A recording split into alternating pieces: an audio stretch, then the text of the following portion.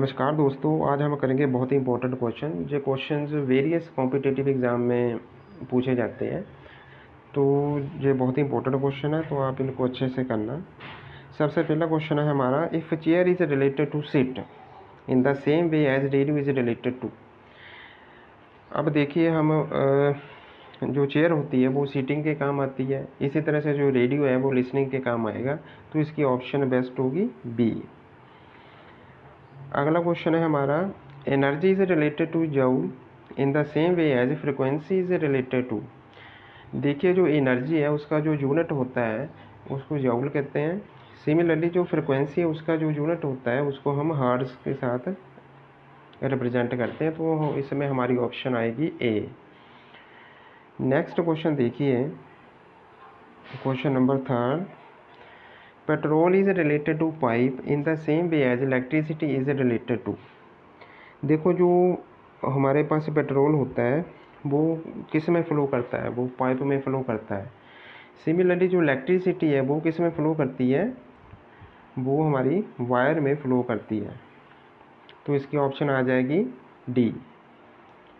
Next question देखिए, Monday is related to Sunday in the same way as May is related to. देखो जैसे Monday से पहले आ जाता है संडे, उसी तरह से मई से पहले क्या आएगा, मई से पहले आ जाता है हमारे पास अप्रैल, तो इसका मतलब इसकी बेस्ट ऑप्शन आएगी ऑप्शन नंबर डी, अप्रैल।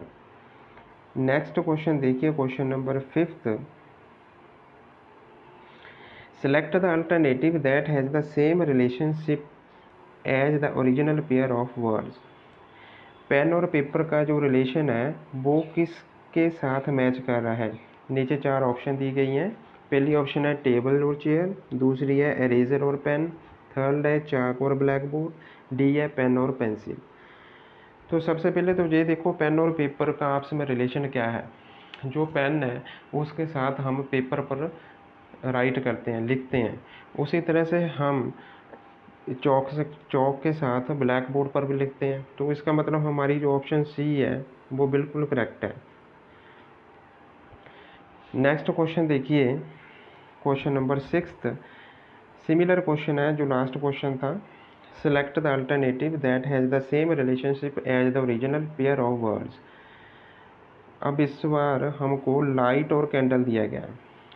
हमने ये देखना है जैसे लाइट और कैंडल का रिलेशनशिप है वैसा ही रिलेशनशिप नीचे 4 ऑप्शन में से किसका होगा। सबसे पहली ऑप्शन है एक्सरसाइज और स्ट्रेंथ, सेकंड है हीट कॉयल, थर्ड है पावर और बैटरी, फोर्थ है ऑटोमोबाइल और इंजन। देखो जो लाइट है, लाइट और कैंडल, देखो कैंडल जो है it is a source of light, candle को जगाते हो तो लाइट पैदा होती है। वैसे ही नीचे 4 ऑप्शन में देखिए, अगर हम बैटरी को चलाएंगे तो हमारे पास पावर पैदा होगी, मतलब पावर बन जाती है, तो ये हमारे पास ऑप्शन जो सी है वो इसका राइट आंसर होगा। अब देखिए क्वेश्चन नंबर 7। क्वेश्चन नंबर 7 में क्या है, select the alternative that has the same relationship as the original pair of words. Fibre cloth, जो फाइबर और क्लॉथ का आपस में रिलेशनशिप है वो वाला वैसा ही रिलेशनशिप नीचे 4 ऑप्शन में किसी का एक का होना चाहिए। पहला है फायर और हीट का, सेकंड है wound pen, third needle stitch और फोर्थ है फ्लोर केक। देखिए सबसे पहले तो ये है फाइबर के साथ, आप सभी को पता है फाइबर के साथ क्लॉथ बनता है, कपड़ा जो बनता है वो फाइबर का बनता है। इसी तरह से जो हमारे पास फ्लोर है उसके साथ हम केक बनाते हैं, तो इसकी ऑप्शन डी जो है वो बिल्कुल ठीक होगी। अब इसके आगे अगला क्वेश्चन, क्वेश्चन नंबर 8 देखिए। क्वेश्चन नंबर 8 में क्या है, सिमिलर क्वेश्चन है, select the alternative that has the same relationship as the original pair of words. Oranges juice, जैसे इन दोनों का रिलेशन है वैसे ही नीचे 4 ऑप्शन में कोई एक ऑप्शन होगी जिसका सेम रिलेशनशिप होगा, जैसे mangoes fruit, heavy light, C option latex रबड़ और डी है बिग और स्मॉल। तो जैसे ऑरेंजेस का जूस निकल जाता है, ऑरेंज किस काम आते हैं, ऑरेंज का जूस निकल जाता है, उसी तरह ही ऑरेंज के साथ मतलब जूस बन जाता है, वैसे ही लेटेक्स के साथ हमारी रबड़ बनती है, मतलब जो रॉ मटेरियल है, तो इसका मतलब इसकी जो ऑप्शन सी है वो बिल्कुल करेक्ट होगी। नेक्स्ट क्वेश्चन 9th देखिए। क्वेश्चन नंबर 9th में which make the best comparison, TOMATO, MTOOTA। तो इनको अगर नंबर्स में लिखा जाए तो इससे नेक्स्ट नंबर क्या आएगा हमने वो बताना है। ये देखो टी का मतलब क्या होगा हमारे पास 1, ओ का मतलब क्या होगा 2, एम का मतलब क्या होगा 3, ए का मतलब क्या होगा 4, टी का मतलब 1 और ओ का मतलब 2। सिमिलर वे के साथ आपने इसका मतलब बताना है MTOOTA का मतलब क्या होगा। देखो एम का मतलब होगा हमारे पास 3, एम का मतलब होगा हमारे पास 3, इसका मतलब होगा हमारे पास 3, इसका मतलब होगा 3, इसका मतलब होगा 1, 3 1। तो ऑप्शन में जो ऑप्शन 1 है उसमें 3 1 आ रहा है। ओ का मतलब होगा हमारे पास 3, ओ का मतलब होगा हमारे पास 2 और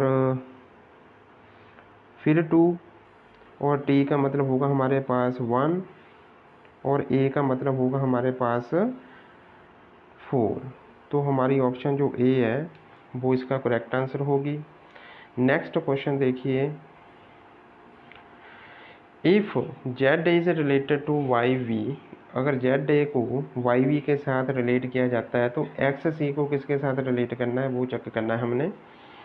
देखिए सबसे पहले तो ये देखो जो जेड ए और वाई वी को कैसे रिलेट किया है। जो जेड से जो पहला अल्फ़ाबेट है वो होता है वाई और ए के बाद वाला जो अल्फ़ाबेट है वो होता है वी। ऐसे हमने देखना है एक्स से पहला जो अल्फ़ाबेट होता है वो कौन सा होता है डब्ल्यू और सी से जो नेक्स्ट होता है वो क्या होता है डी। इसका मतलब हमारी ऑप्शन जो सी है वो बिल्कुल करेक्ट होगी। ऐसे ही और वीडियो देखने के लिए हमारे चैनल को लाइक शेयर और सब्सक्राइब कीजिए। Thank you very much.